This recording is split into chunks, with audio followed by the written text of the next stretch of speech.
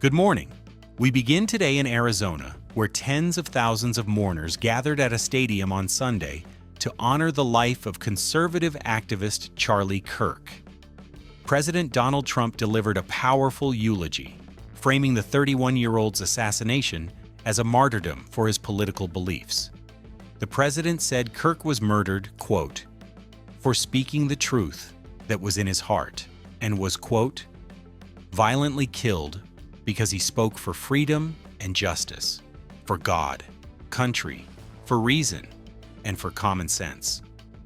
Kirk, the founder of Turning Point USA, was a highly influential figure in modern conservative politics, and President Trump credited him with playing a pivotal role in his 2024 election victory. During the memorial service, the president was one of the few speakers to directly mention the suspected assassin, Tyler Robinson, describing him as a, quote, radicalized, cold-blooded monster. The somber event was attended by numerous high-profile figures, including Vice President J.D. Vance and senior White House officials, alongside a vast crowd of the young conservatives whose political awakening was shaped by Kirk's activism. The emotional weight of the service stands in contrast to the meticulous federal investigation now underway. On Sunday, FBI Director Kash Patel issued a statement confirming the Bureau is investigating a wide range of, quote, theories and questions surrounding Kirk's death on September 10th. Patel detailed the extensive scope of the inquiry, which seeks to leave no stone unturned. Investigators are focusing on the precise location from which the fatal shot was fired and are actively exploring the possibility of accomplices. A key piece of evidence is a text message confession, which is being analyzed along with related conversations and chats on the platform Discord. Forensic experts are examining the angle of the shot and the bullet's impact to reconstruct the event. The investigation also extends to logistical questions, such as how the weapon was transported to the scene. Furthermore, agents are reviewing footage of hand gestures observed near Kirk just before the assassination, which are being considered as potential signals. The FBI is also looking into the personal life of the alleged shooter, scrutinizing a list of visitors to his residence in the hours and days leading up to the attack. In his statement, Director Patel stressed that while some details are known, many leads are still being pursued to ensure every possibility is considered. He noted that the primary focus is to complete the investigation and deliver justice, and that to protect the integrity of that process and any subsequent prosecution, the FBI cannot release all information to the public at this time. He assured the public that every question will be addressed at the appropriate moment. While the nation grapples with that news, the Trump administration is moving forward on a major economic and national security front. President Trump has identified several prominent American billionaires who may be part of a group to take ownership of a new U.S. version of the social media platform TikTok. Speaking on Fox News in an interview that aired Sunday, the president named tech founder Michael Dell, as well as media executive Rupert Murdoch and his son, Lachlan Murdoch, as likely stakeholders.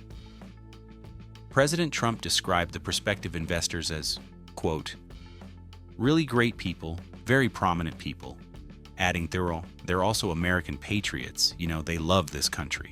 I think they're going to do a really good job. The White House press secretary has indicated that a deal is expected to be signed in the coming days. This development is the latest chapter in a multi-year effort by Washington to address national security concerns related to TikTok's parent company, the China-based ByteDance. U.S. officials have long worried that the Chinese government could compel ByteDance to hand over the personal data of American users or use the platform's powerful algorithm to spread propaganda. The proposed solution involves creating a new U.S.-based company that would house all American user data and operations, effectively severing it from Chinese control. This approach revives a strategy from President Trump's first term, which saw a proposed deal with Oracle and Walmart ultimately fall through. The naming of Michael Dell, founder of Dell Technologies, and the Murdochs, who control a global media empire, suggests a powerful consortium is being formed to finally resolve the issue.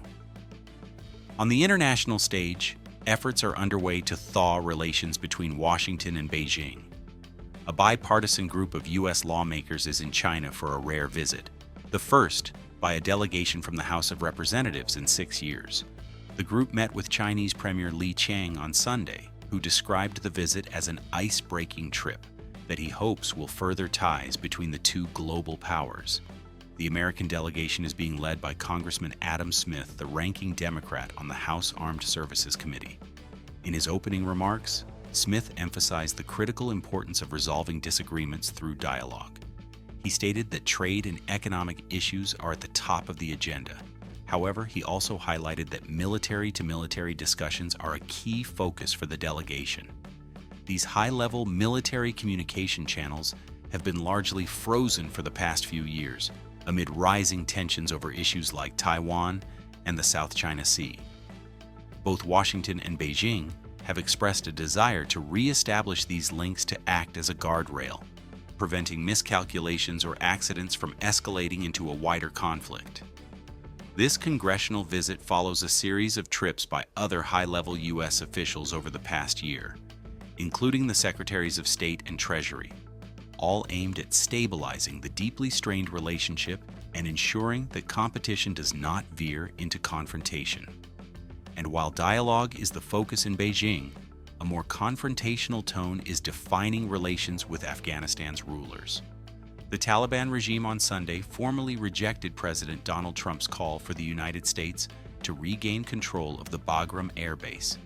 The base was the main hub for U.S. and coalition forces for 2 decades before the American withdrawal in 2021.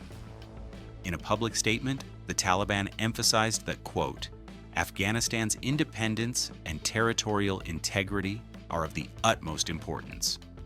The regime's response directly cited the 2020 Doha Agreement, the deal signed with the Trump administration that paved the way for the U.S. withdrawal.